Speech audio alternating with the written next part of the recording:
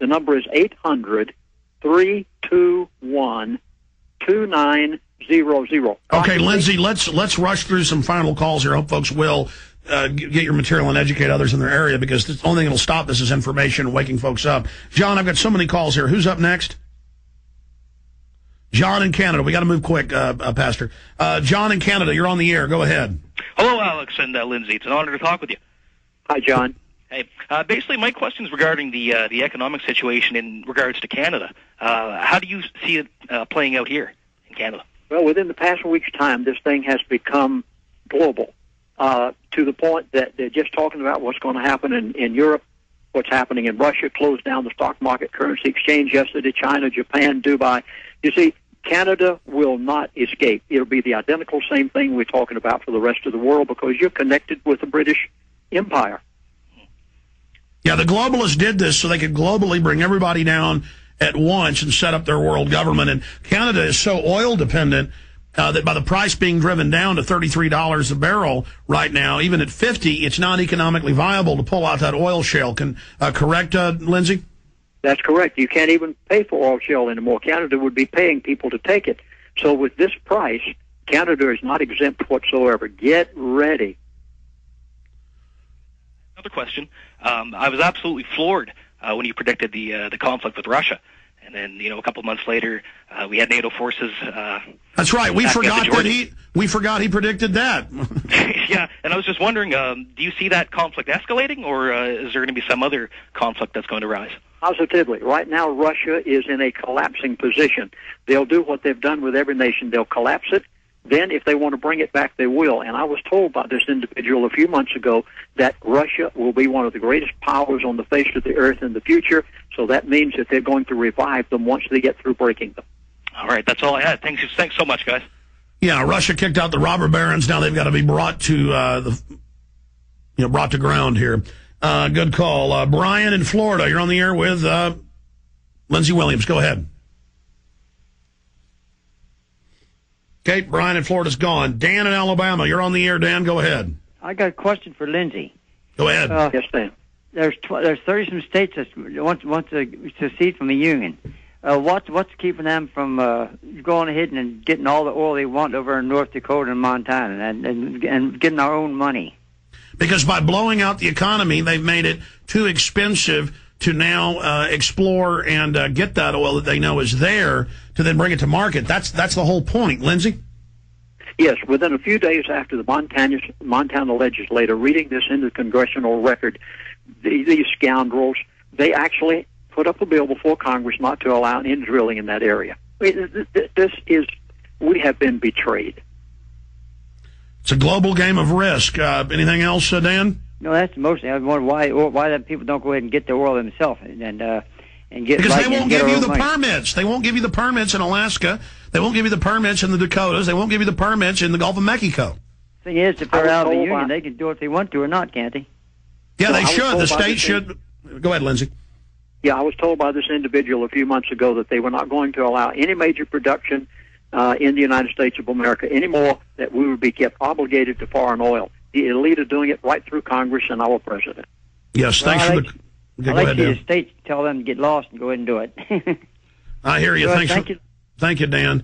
Warren in Michigan. Warren, you're on the air. I'd like to thank both of you for everything that you're doing.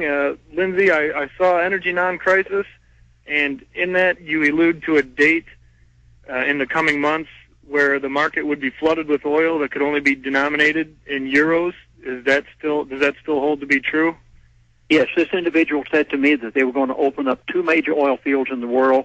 Alex spoke of them a few moments ago, the one north of Russia, another one in Indonesia. And if the price of crude oil begins to go back up again, which it may, even they have an alternative plan. If it tries to go back up, they're going to bring on these two oil fields in order to crash it back down to where it is now. Okay.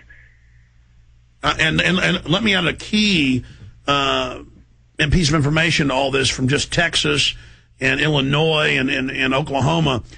They have found tens of thousands of huge oil and gas wells. And this has even been in the news. There's been lawsuits over this. It even happened with Clayton Williams, big Texas oil guy. He's still a small player. He's private. They go in, drill giant wells, find the gas and oil, and then they cap them, and the oil company says we're not, or they pump out, 1% of pressure, and they wait with it. Just like you notice oil prices have gone down by more than 2/3 from $147+ a barrel to 33, but still it hasn't dropped that much comparatively to what it should have. It should be down at this price at $1.30 or so, but here in Texas it's $2 because the refineries were bought up by the big oil companies in the 90s. This has been in the Associated Press to artificially not allow enough gasoline to come to market. So what the oil companies have said here in Texas is that if it ever did go up again, they can drive it right back down again. Let's say the Arabs decided to cut it off years ago. They just turn on all these wells they've got. See how they've got every angle? They have a solution ready. Yeah, they have, exactly. They have every angle covered.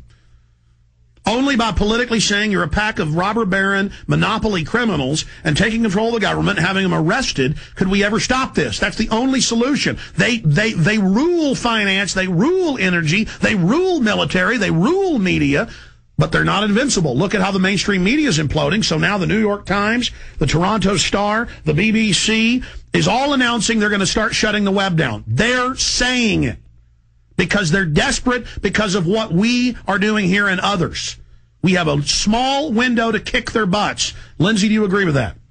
Oh, the masses, that's the only hope. And Alex Jones Show, folks, let me say it again, don't you miss Alex Jones Show one single day. You listen to him every day because things are happening so fast you have to keep up with it by 24 hours. And more than that, record these shows, save the podcast, start your own shows because they could kill me or shut me up or imprison me.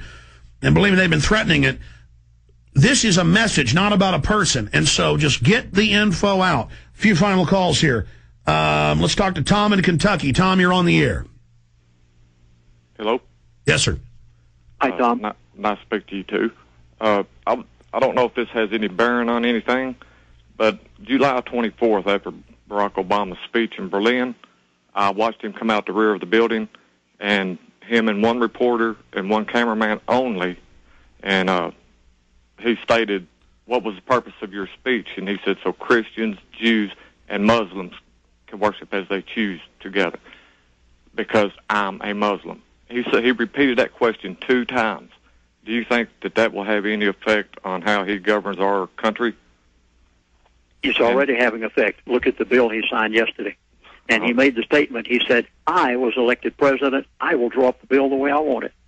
Well, it's disgusting for him to, the very next day, run a reporter down who asked him to admit that he was a Muslim man.